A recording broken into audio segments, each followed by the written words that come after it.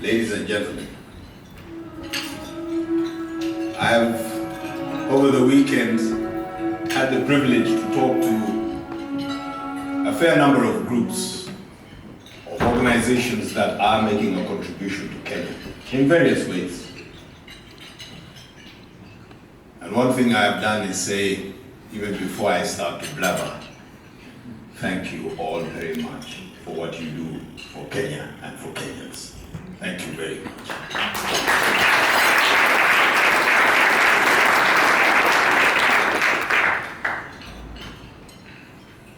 Our Bishop Korir, a highly respected figure in the Republic of Kenya, humbly graces you, but for us who are from Kenya, my wife and I, are so humbled to have had the opportunity to share a meal with the bishop. And I got to a stage where I was admiring the fruits that he was served. And I was looking at what I was given, which was ice cream. But looking at the bishop, I knew this would be an area that he would not be very amused if I was to stretch out and take something from his plate.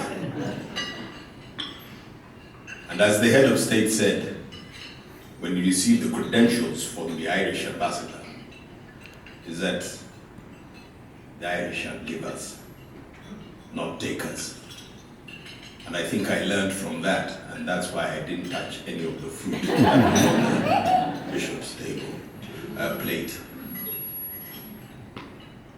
We have reached a level whereby you're celebrating 35 years of Westport Aror. It can only grow because Kenya too is growing. Kenya is changing. Kenya is setting a pace that we have walked with you for 35 years. And I think many might have read about the ongoings in Kenya. And that's why I'm going back to actually get a pulse of what is happening. Where you find a head of state agreeing with the ruling of the Supreme Court by virtue of the fact that he respects the Constitution of Kenya. He may not agree with what the Supreme Court said, but he respects the Constitution of Kenya. And the Constitution of Kenya recognizes one very important aspect: the will of the people.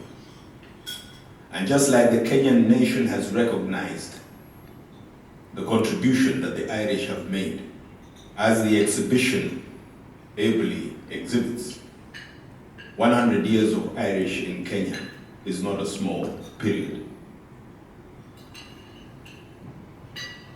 In the education sector, great contribution has been made. The head of state, once you look at that exhibition, attended a school known as St. Mary's. And St. Austin's Church was the first church built where the Irish planted the first coffee crop. We boast today of Kenyan coffee. It's all thanks to you, because hadn't you planted it, we'll probably be drinking something else. But the level of our association is based on one pertinent thing: the humbleness of the Kenyan and Irish people has brought abundant blessings to our nation and yours. We had recently for 8 years a Kenyan Irish origin of American extraction leading the most powerful nation in the world in the name of Barack Obama.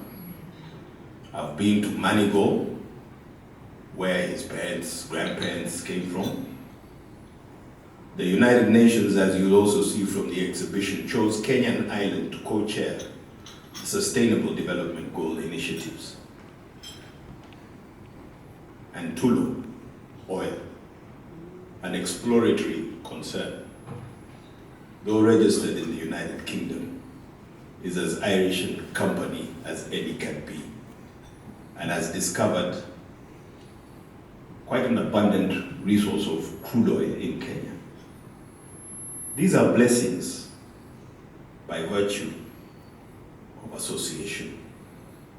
And with Westport Aror, 35 years is only the beginning of what could be, and hopefully I'll come back in 15 years' time to celebrate with you 50 years of Westport Aror in Kenya. I do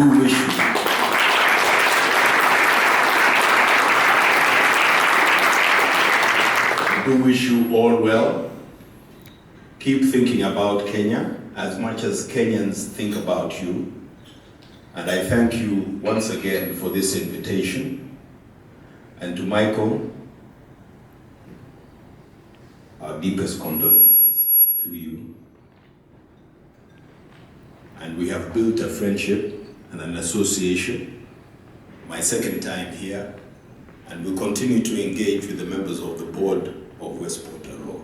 Thank you, and God bless you all. Thank you.